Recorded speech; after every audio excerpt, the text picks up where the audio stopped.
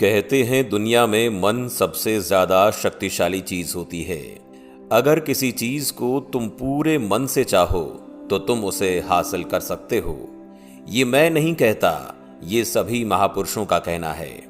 लेकिन अगर ये सत्य है, ये सच है, तो जो हम अपने मन से चाहते हैं वो हमें हासिल क्यों नहीं होता है।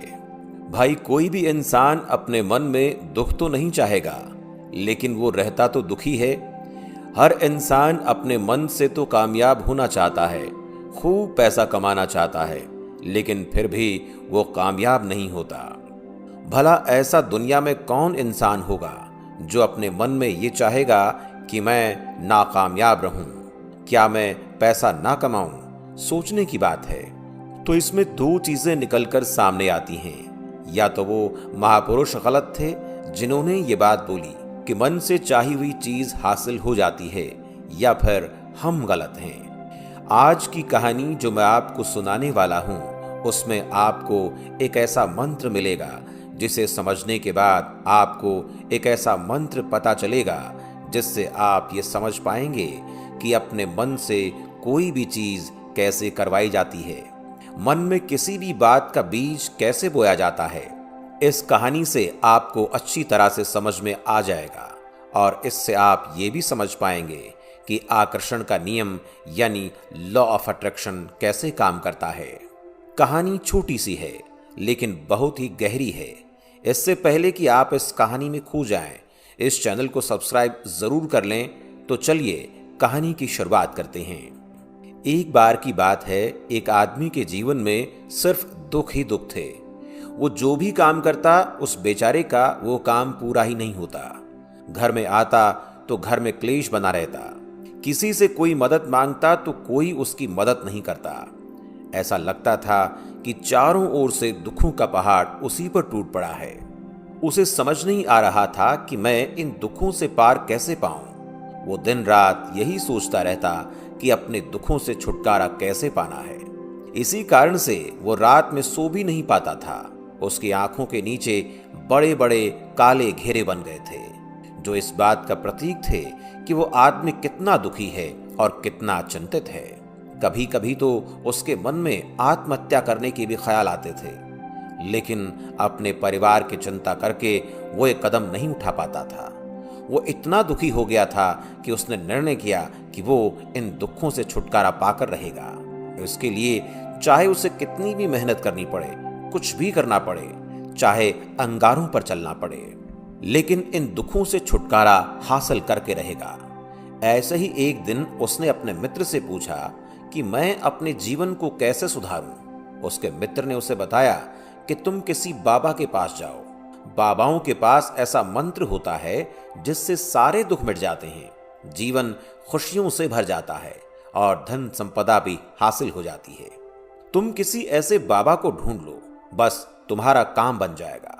इस आदमी के मन में ये बात पूरी तरह से पक्की बैठ गई कि कोई बाबा ही मेरा दुख दूर कर सकता है, और इसीलिए उसे किसी भी बाबा के बारे में पता चलता तो वो उस बाबा के पास पहुंच जाता, उस बाबा को अपनी समस्या बताता और उससे उसका समाधान पूछता और कहता कि बाबा, मैं कुछ भी करने के लिए तैयार हूं, लेकिन मेरी इन समस्याओं से मुझे छुटकारा दिला दीजिए।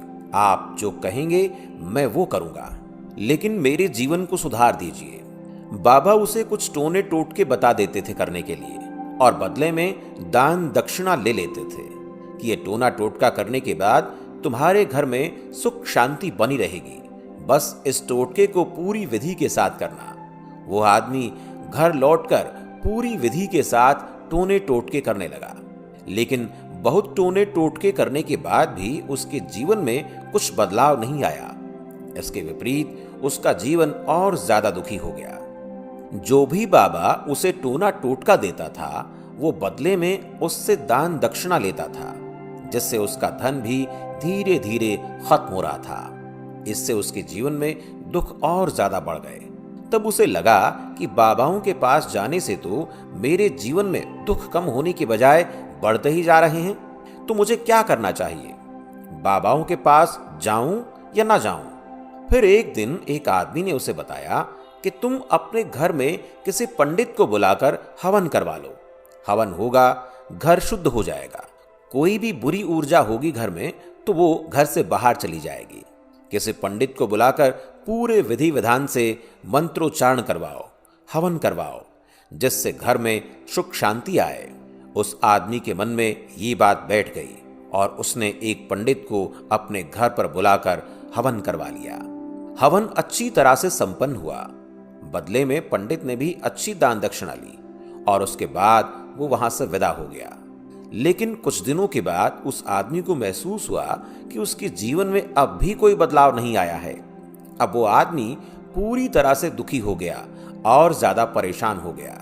अब तो उसे लगने लगा था कि मेरे जीवन में दुख कभी खत्म नहीं होंगे, और यही सोच सोचकर उसका बुरा हाल हो गया।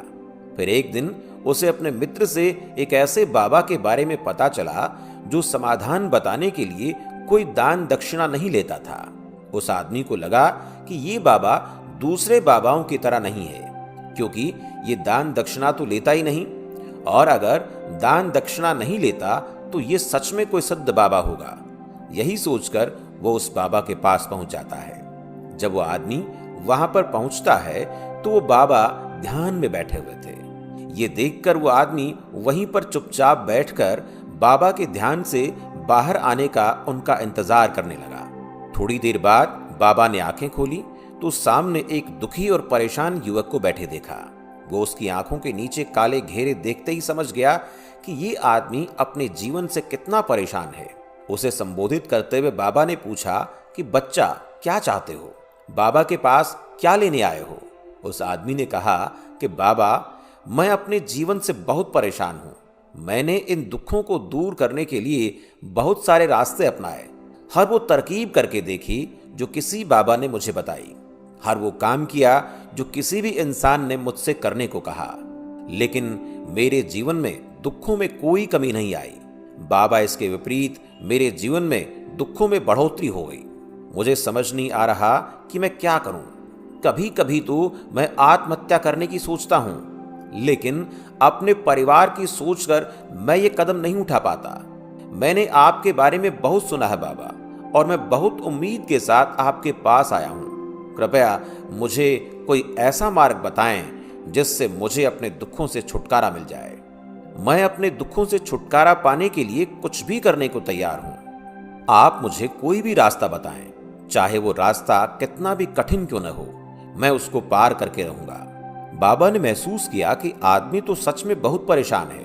बाबा ने उसकी बात सुनकर कहा कि बच्चा, दुखों को दूर करने के लिए मंत्र ऐसे ही नहीं मिलते। मंत्र पाने के लिए कुछ करना पड़ता है। तुम कुछ कर सकते हो। ये सुनकर पहले तो उस आदमी ने सोचा कि ये बाबा भी मुझसे दान दक्षिणा ही मांगेंगे, लेकिन और कोई रास्ता न पाकर उस आदमी ने कहा, बाबा, आपको जितनी भी दान दक्षिणा चाहिए मैं देने के लिए तैयार हूं, लेकिन आपका मंत्र सच्चा होना चाहिए, वो पूरा होना चाहिए, उसका फल मुझे मिलना चाहिए। उसके बाद मैं आपको जो भी दान दक्षिणा लेना चाहें वो दे दूंगा। बाबा ने कहा कि दान दक्षिणा तो बहुत छोटी सी चीज है, मुझे वो नहीं चाहिए। इस पर वो आदमी सोच विचार करके बोला, तो बाबा, मैं अंगारों पर भी चलने के लिए तैयार हूं, आप मुझे बस आज्ञा दीजिए। बाबा ने कहा कि अंगारों पर चलने वाली छोटी चीज मैं तुमसे नहीं कराने वाला। मैं जो तुमसे कराने वाला हूं वो बहुत कठिन मंत्र है, उसे पूरा कर पाओगे? उसने कहा कि बाबा, आप मुझे बताइए तो सही, मुझे करना क्या होगा? मैं कुछ भी करने को तैयार हूं। इस पर बाबा ने उसे कहा कि यहां से जब तुम अपने घर जाओ तो रास्ते में अपने मन में ये दोहराते जाना कि मैं सुखी हूं, मैं सुखी हूं, मैं सुखी हूं। बार बार अपने मन में यही दोहराना, और याद रहे, जुबान पर यह नहीं आना चाहिए, यह सिर्फ मन में दोहराना है। यह सुनकर वो आदमी बोला, बाबा, बस इतनी सी बात? ये तो मैं चुटकी बजाकर कर लूंगा, लेकिन इससे होगा क्या? बाबा बोले कि इस मंत्र को करके देखो। वैसे भी तुमने इतने बाबाओं के मंत्र किए हैं, तो इस मंत्र को भी करके देख लो। उस आदमी ने सोचा कि बाबा कुछ दान दक्षिणा तो ले नहीं रहे, और छोटा सा मंत्र है, इसे तो मैं कर ही लूंगा। वो बोला, ठीक है बाबा, मैं ये मंत्र जरूर करूंगा। वो आदमी ये कहकर वहां से उठकर चलने लगा। लेकिन जैसे ही वो चलने लगा, पीछे से बाबा ने बोला कि बच्चा, एक बात याद रखना, जब तुम ये मंत्र अपने मन में दोहराओ तो तुम्हारे मन में बंदर के विचार नहीं आने चाहिए, बंदर का ख्याल भी नहीं आना चाहिए, तो ही ये मंत्र सिद्ध होगा। वह आदमी बोला, मुझे तो आज तक बंदर का कोई विचार नहीं आया, तो अब क्यों आएगा? आप चिंता मत करिए बाबा, मैं बस मन में यही दोहराऊंगा कि मैं सुखी हूं, मैं सुखी हूं। इसके अलावा बंदर का कोई विचार मेरे मन में नहीं आएगा। ये कहकर वो आदमी वहां से चल दिया। वो अपने मन में मैं सुखी हूं, मैं सुखी हूं ये दोहराता हुआ थोड़ी ही दूर चला था कि उसके मन में अचानक बंदर का ख्याल आ गया। बंदर का ख्याल एक बार आया और चला भी गया। लेकिन उस आदमी ने सोचा कि आज तक तो मुझे बंदर का कोई विचार नहीं आया, ये आज बंदर का विचार क्यों आ गया? और ऐसे करके उसने उस बंदर के विचार को पकड़ लिया। वो ये भूल गया कि मुझे क्या मंत्र दोहराना है और वो बंदर के बारे में सोचने लगा। जब थोड़ी देर बाद उसे फिर से होश आया तो वो फिर से अपना वही मंत्र दोहराने लगा जो बाबा ने उसे बताया था, मैं सुखी हूं, मैं सुखी हूं। लेकिन अचानक से उसे सामने एक बंदर दिखाई दिया और ये देखकर उसके मन में फिर से बंदर का विचार उठ गया और वो अपने अंदर से इस विचार को बाहर फेंकना चाहता था। वो चाहता था कि मेरे अंदर किसी भी तरह बंदर का विचार ना आए, लेकिन उसे तो सामने बंदर ही दिखाई दे गया। ऐसे ही जद्दोजहद करते करते वो घर पहुंचा और घर पहुंचने के बाद अपनी पत्नी से कहा, हे बंदरिया, मुझे खाने में बंदर परोस दो। और जब उसे एहसास हुआ कि उसने क्या बोल दिया तो वो अपने बाल नोचने लगा। वो दीवारों में सर मारने लगा कि आज तक मुझे बंदर का कोई विचार नहीं आया और आज मुझे ये क्या हो गया कि मुझे हर जगह बंदर ही बंदर नजर आ रहे हैं। ये कैसी माया है? यही सोच सोचकर वो आदमी रात भर सो नहीं पाया। रात भर करवटें बदलता रहा और सुबह उठकर सीधे उसी बाबा के पास पहुंच गया और उसके चरणों में गिरकर कहा, बाबा, पता नहीं क्या चमत्कार हो रहा है। आज तक मुझे बंदर का कोई विचार नहीं आया, लेकिन कल से जब से आपने मुझसे कहा कि बंदर का विचार नहीं आना चाहिए, तब से मुझे हर जगह बंदर ही बंदर नजर आ रहे हैं। उस आदमी ने कहा कि बाबा, मुझे तो आपके पीछे पेड़ पर बैठा हुआ बंदर भी केले खाता हुआ दिखाई दे रहा है। ये हो क्या रहा है बाबा? ये सुनकर बाबा हंसने लगे। बच्चा, मन का जाल एक ऐसा जाल है जिसे समझ पाना इतना आसान नहीं है। बंदर तो तुम्हारे रास्ते में पहले भी आते थे। जब तुम मेरे पास आए थे तो इन्हीं पेड़ों पर ये बंदर घूम रहे थे, लेकिन तब तुम्हारे ध्यान में ये बंदर नहीं था। तब तुम्हारे ध्यान में सिर्फ अपने दुख थे। इसके बाद बाबा ने उसे बताया कि बच्चा, हम जिस भी चीज से दूर भागना चाहते हैं, वही चीज हमारे मन में बहुत गहरे में प्रविष्ट हो जाती है। वो हमारे अंतर मन में समा जाती है। असल में हम जिस चीज से भी छुटकारा पाना चाहते हैं, उससे छुटकारा इसलिए पाना चाहते हैं कि वो हमारे साथ बहुत गहरे से जुड़ी हुई है, और हम जितना ही उससे छुटकारा पाना चाहते हैं, वो उतनी ही गहरी हमारे मन में बैठती चली जाती है और आखिरकार वो हमारे अंतर मन में छा जाती है। ऊपर से तो हम चाहते हैं कि सुखी होना, कि मैं सुखी हूं, सुखी हूं। हमारे होंठ भी यही बोलते रहते हैं, लेकिन हमारे मन में दुख होते हैं। हमारे विचारों में, हमारे मन में हमें दुख ही दुख दिखाई देते हैं। इसीलिए अपनी जुबान से बार बार ये बोलने से कि मैं सुखी हूं, मैं सुखी हूं, हम सुखी नहीं होंगे जब तक ये मंत्र हमारे अंतर मन में प्रवेश नहीं होगा। इस पर उस आदमी ने पूछा कि बाबा, लेकिन ये मंत्र हमारे अंतर मन में प्रविष्ट कैसे होगा?